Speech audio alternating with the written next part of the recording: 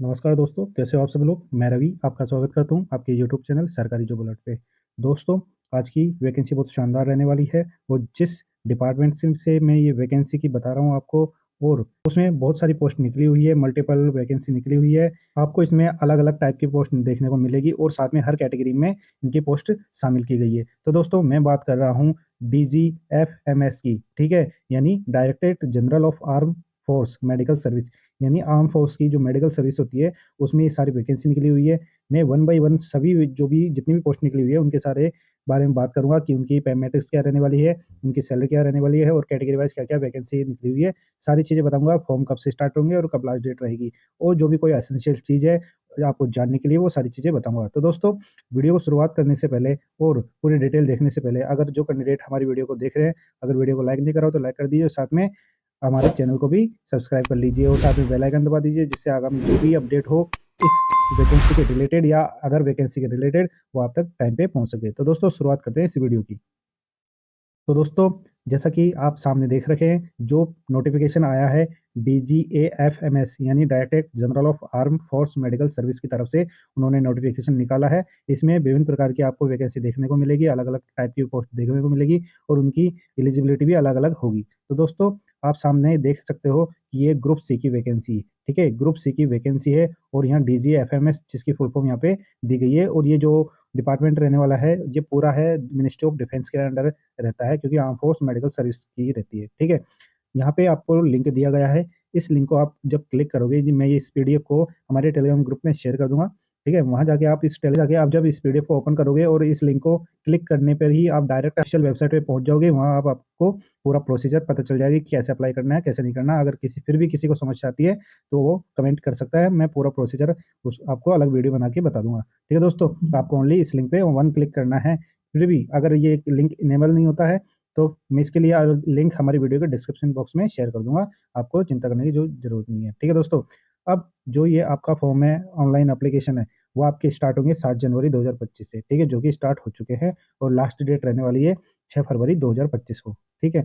ये आपका पूरा प्रोसीजर चलने वाला है, इतने दिनों तक आप इन दौरान अपन ऑनलाइन आवेदन कर सकते हो। तो दोस्तों, अब देखेंगे कि कौन-कौन सी पोस्ट है जो आपको देखने को इसमें मिलेगी।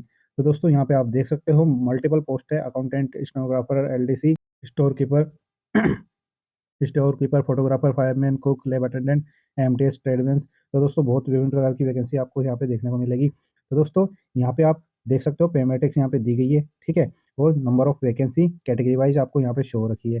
साथ में हॉरिजॉन्टल रिजर्वेशन में जो भी कैटेगरी की वैकेंसी है, वो यहाँ पे शो है, ठीक है? मैं हर एक के बारे में आपको बताऊँगा नहीं, आप सामने वीडियो पॉज़ करके देख सकते हो आराम से, ठीक है?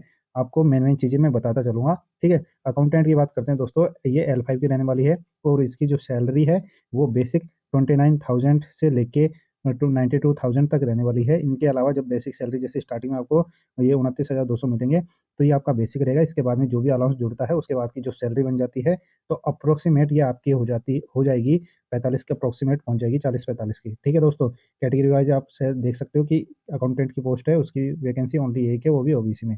ठीक है? जो भी कैटेगरी के कैंडिडेट है, वो डायरेक्ट अपना कैटेगरी के जिस पोस्ट के लिए वो अप्लाई करना चाहते हैं, उसके सामने अपनी कैटेगरी की पोस्ट देख सकता है या नहीं, ठीक है? स्टेनोग्राफर में भी मात्र एक ही सीट है, वो भी ईडब्ल्यूएस में, ठीक है? और इसकी L4 रहने वाली है। एलडीसी की बात करूँ तो L2 लेवल है, ठीक है? इसमें एससी की भी मिल जाएगी, ओबीसी और ईडब्ल्यूएस। मैं अब टोटल वैकेंसी बताता चलूँगा कि टोटल वैकेंसी कितनी-कितनी है, ठीक है?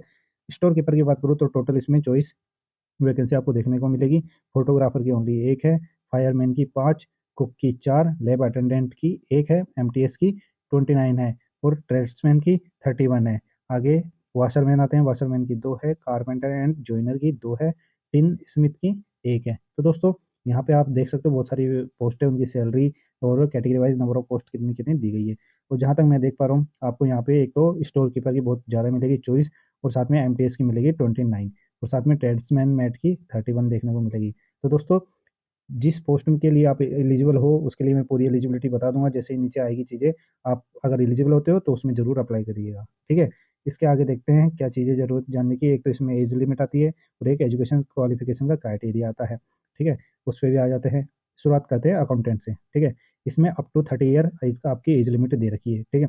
इसके बाद में जो भी रिलैक्सेशन होता है कैटेगरी वाइज़ वो आपको आगे पता चल जाएगा। ये लास्ट हायर आपकी एज दे रखी है, इस एज के आगे आप अप्लाई नहीं कर सकते। अगर कैटेगरी वाइज़ रिलैक्सेशन है तो आप एलिजिबल हो जाओगे, ठीक है। एजुकेशन क्वालिफ़िकेशन की बात करते हैं तो आपकी डिग्री में चाहिए कॉमर्स सब्जेक्ट, ठीक है। डिग्री आपकी कॉमर्स से होनी चाहिए किसी भी यूनिवर्सिटी से, ठीक है।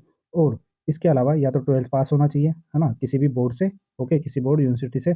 साथ में 2 ईयर का एक्सपीरियंस होना चाहिए, केस, अकाउंटेंट या बजट वर्क किसी भी गवर्नमेंट ऑफिस में या पीएसयू में या ऑटोनॉमस बॉडी या स्टैट्यूटरी बॉडी में आपका 2 साल का एक्सपीरियंस चाहिए अगर कैंडिडेट 12th पास है तो, ठीक है। ये तो थी अकाउंटेंट की बात। अब आते हैं स्टेनोग्राफर में, इसकी एज लिमिट है मिनिमम 18 से मैक्सिमम 27। क्वालिफिकेशन की बात करते हैं तो इसमें क्वालिफिकेशन चाहिए ओनली 12th पास, ठीक है। 12th पास चाहिए किसी भी रिकॉग्नाइज्ड बोर्ड या यूनिवर्सिटी से। स्किल टेस्ट की बात करते हैं क्योंकि दोस्तों स्टेनोग्राफर ग्रेड 2 की पोस्ट है जिसमें स्किल टेस्ट मेन होता है। स्किल टेस्ट के लिए इसमें इनके लिए जो एलिजिबिलिटी माँगी है वो चाहिए आपकी 10 मिनट की डिक्टेशन चलेगी, ठीक है? और जो स्पीड चाहिए वो 80 वर्ड पर मिनट की स्पीड माँगी गई है, ठीक है? अब अलग बात कर लेते हैं, इसमें एक तो मैनुअल टाइपराइटर है और ऑन कंप्यूटर है, ठीक है? अलग-अलग कैसे भी कर सकते हो आप। इंग्लिश के लिए बात करें तो 65 मिनट मिलेंगे ट्रांसक्रिप्शन के, जो आपको डिक्टेशन दी जाएगी और जिस लिपि में आप लिखोगे या हिंदी या इंग्लिश उसको जब ट्रांसक्रिप्शन करोगे आप कंप्यूटर पे, ठीक है? तो उसके लिए आपको 65 मिनट मिलेंगे इंग्लिश के लिए, ठीक है? और 75 मिनट मिलेंगे हिंदी के लिए।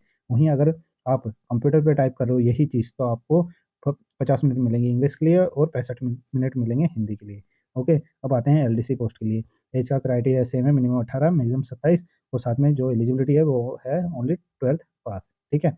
और इसमें जो स्किल टेस्ट है यानी टाइपिंग की स्पीड माँगी गई है, टाइपिंग में इंग्लिश की स्पीड माँगी गई है 30 वर्ड पर मिनट की स्पीड चाहिए, ठीक है? और हिंदी में 25 वर्ड पर मिनट की स्पीड माँगी गई है मैनुअल टाइपराइटर के लिए, ठीक है? वहीं कंप्यूटर की बात करते हैं तो 35 वर्ड पर मिनट में इंग्लिश की, ठीक है? और 30 वर्ड पर मिनट हिंदी के लिए, ओके? ठीक है? इस तरह की आपकी ये स्पीड के लिए आपकी एलिजिबिलिटी है, ये चीज़ें आपको आनी चाहिए, okay?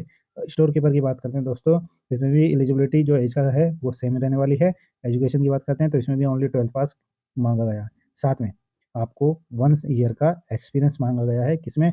Handling store and keeping accounts, ठीक है? अब वो किसी भी central government, state government, autonomous या पीएसयू, यूनिवर्सिटी, बैंक इत्यादि किसी में भी आपका अकाउंट्स रिलेटेड आपकी एक्सपीरियंस होना चाहिए 1 साल का, ठीक है? इसके अलावा फोटोग्राफर की बात करते हैं दोस्तों, ऐज का क्राइटेरिया सेम है, क्वालिफिकेशन की बात करते हैं ओनली 12th पास है, साथ में डिप्लोमा होना चाहिए फोटोग्राफी में, ठीक है? इसके अलावा डिज़ायरेबल की बात करते हैं, डिज़ायरेबल में दोस्तों क्लियर कर देता हूँ, जो चीज़ दी हुई होती है डिज़ायरेबल में वो एसेंशियल नहीं होती, ज़रूरी नहीं होती। अगर वो चीज़ आपके पास है जिन्होंने डिज़ायरेबल में जो माँगी गई है, जैसे 3 साल का एक्सपीरियंस माँगा है फ़ोटोग्राफ़ी में, अगर आपके पास है तो वेल बेटर है, नहीं है तो टेंशन लेने की ज़रूरत नहीं है, डिज़ायरेबल है इसका कोई दिक्कत नहीं है, ठीक है? आपकी जो एसेंशियल है वो है 12th पास और डिप्लोमा इन फ़ोटोग्राफ़ी, ठीक है? फायरमैन पे आते हैं दोस्तों, एलिजिबिलिटी इसमें देखते हैं मिनिमम 18 मैक्सिमम 25 है और क्वालिफ़िकेशन मैट्रिकुलेशन है यानी 10th पास है। फिज़िकल फ़िटनेस इसमें मेन होती है क्योंकि फायरमैन फिज़िकल वाली पोस्ट होती है। फ़िटनेस की बात करते हैं दोस्तों, इसमें हाइट माँगी गई है 165 सेंटीमीटर मिनिमम, ठीक है? 165 centimetre minimum for male, male के लिए है और फीमेल के लिए है 155 सेंटीमीटर, ठीक है? साथ में 5 सेंटीमीटर का जो रिलैक्सेशन है, वो दिया गया हुआ है, किसके लिए? मेल-फीमेल दोनों को है। वो कैंडिडेट जो हिल एरिया में पहाड़ी एरिया से बिलॉन्ग करते हैं, उनके लिए 5 सेंटीमीटर का रिलैक्सेशन है इन हाइट के लिए, ठीक है? वेट की बात करते हैं दोस्तों, वेट 50 केजी चाहिए मेल में, ठीक है? मिनिमम और 43 केजी मिनिमम चाहिए फीमेल के लिए, ओके? चेस्ट पे आते हैं दोस्तों, बिना सीना फुलाए तो 81.5 सेंटीमीटर यानी 81.5 सेंटीमीटर और फुलाने के बाद एक्सपेंशन के बाद में 85 सेंटीमीटर आ जाना चाहिए, ठीक है? आई साइड की बात करें तो 6/6 बिल्कुल करेक्ट चाहिए, ठीक है? एंड्योरेंस टेस्ट में आपकी क्या-क्या चीज़ें चाहिए आपको देख सकते हो। आपको कैरिंग है मैन यानी आपको एक कैरी करना होगा मैन को जो कि लि फायरमैन लिफ्ट यानी 63.5 केजी, साढ़े 63 केजी का होना चाहिए और आप जब उसको लिफ्ट करके कितना दूर चलना है 183 सेंटीमीटर दूर चलना है और कितने सेकंड के लिए 96 सेकंड के लिए आपको 183 से मीटर दूरी तय करनी होगी और जो वजन होगा वो फायरमैन यानी जो भी पर्सन का वो 63.5 होगा, ठीक है? ये चीज़ें आपको करनी होगी इतना जब आपका रिटन टेस्ट क्लियर हो जाएगा, जब आपकी स्किल टेस्ट चलेगा, प्रैक्टिकल टेस्ट, ट्रेड टेस्ट उन दौरान ये चीज़ें आपको देखने को मिलेगी, तो उसके लिए आप वेल प्रिपेयर रहिएगा, ठीक है? साथ में एक चीज़ और क्या माँगी है, आपका 2.7 metre wide detach landing on both feet long jump यानी लॉन्ग जंप पे है 22.7 मीटर का, ठीक है?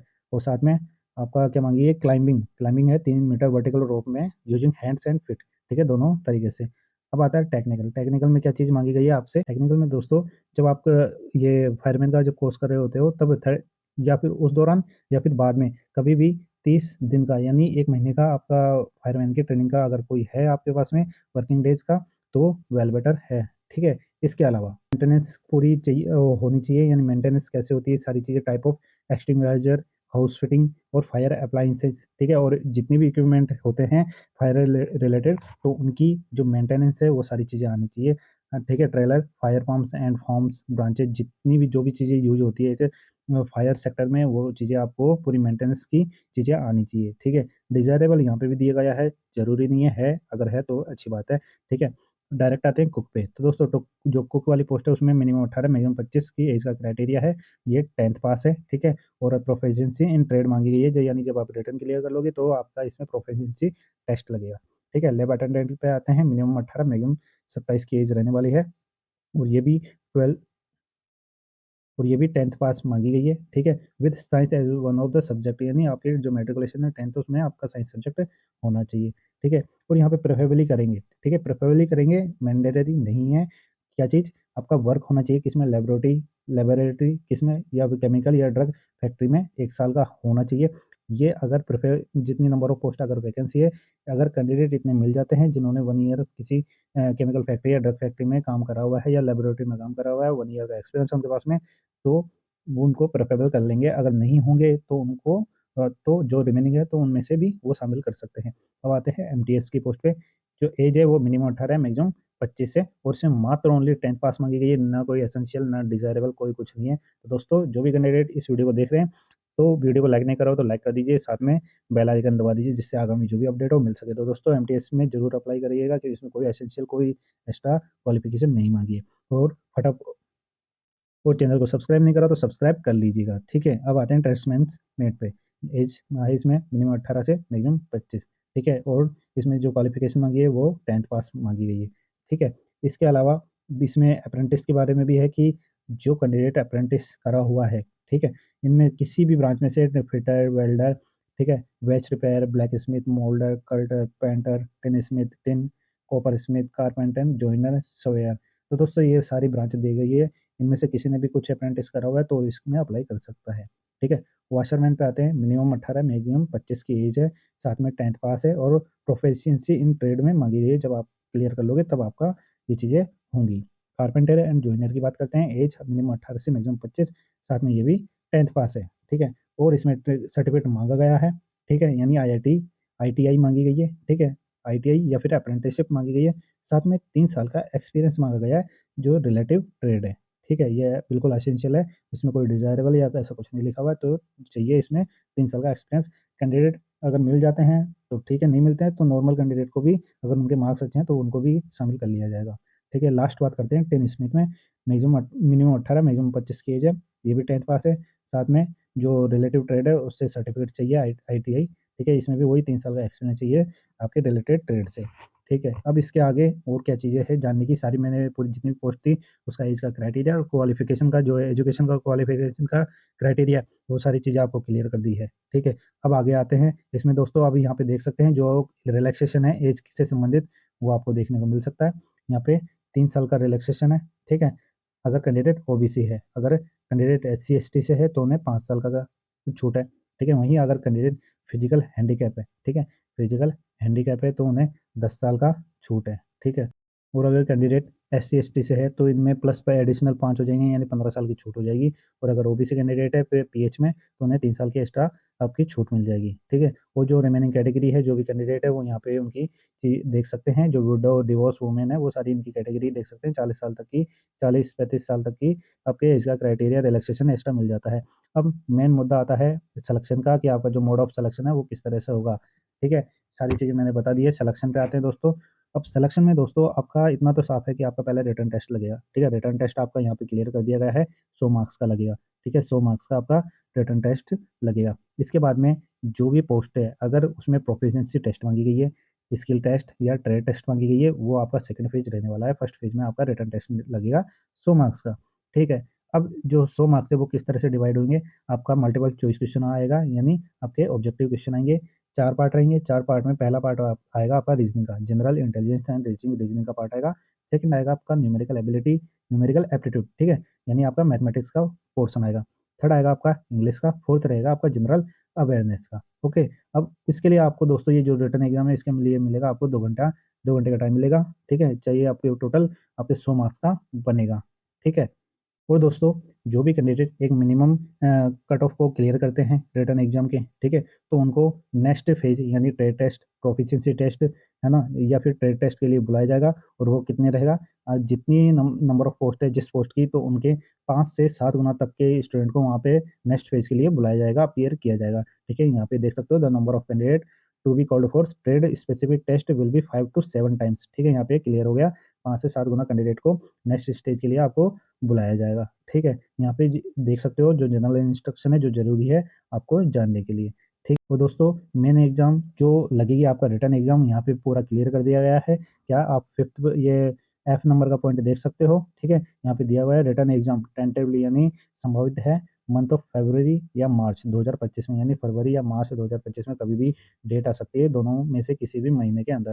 तो दोस्तों आप देख सकते हो अभी आपके आवेदन चल रहे हैं और साथ में ज़्यादा देर नहीं फरवरी या मार्च, फरवरी के लास्ट में या फिर मार्च के कभी भी तारीख को आपका एग्ज़ाम ले लिया जाएगा। तो दोस्तों टाइम भी बहुत कम है और साथ में ये मान के चलो मात्र 6 महीने के अंदर शायद ये पूरी प्रोसेस हो जाएगी। आपको 6 महीने के अंदर-अंदर पूरी जॉइनिंग मिल जाएगी। तो दोस्तों ये भी बहुत अच्छा चांस है, जो कैंडिडेट अगर एलिजिबल हो किसी भी पोस्ट के लिए तो अप्लाई करें और तैयारी करें, ठीक है दोस्तों? और यहाँ पे देख सकते हो आप पूरा वापस यहाँ पे लिंक दे दिया गया है, इस लिंक को आपको क्लिक करना है, डायरेक्ट आप ऑफ़िशियल वेबसाइट पे आ जाएँगे, ठीक है? अब दोस्तों जो कैंडिडेट अब तक हमारी वीडियो को देख रहे हो, अगर चैनल को सब्सक्राइब नहीं करो तो सब्सक्राइब कर लीजिए, साथ में बेल आइकन भी दबा दीजिए, इससे आगामी जो भी अपडेट हो इनके रिगार्डिंग वो आप तक पहुँच सके, या अदर कोई एग्ज़ाम के रिलेटेड नोटिफ़िकेशन है, वैकेंसी है, वो आती रहती है, तो वो भी आप तक पहुँच सके। तो दोस्तों मैं भी पूरे स्टेट गवर्नमेंट, राजस्थान और साथ में सेंट्रल गवर्नमेंट इनकी जो भी वैकेंसी आती है नई-नई वो आप तक पहुँचाता हूँ। तो दोस्तों हमसे जुड़े रहिएगा, जिससे आपको आगामी जो भी नोटिफ़िकेशन नई वैकेंसी है वो आप तक ज़रूर पहुँच सके और उनका लाभ आप उठा सकें, और फ्रेंड्स फैमिली को ज़्यादा से ज़्यादा वीडियो को शेयर कीजिए, लाइक कीजिए,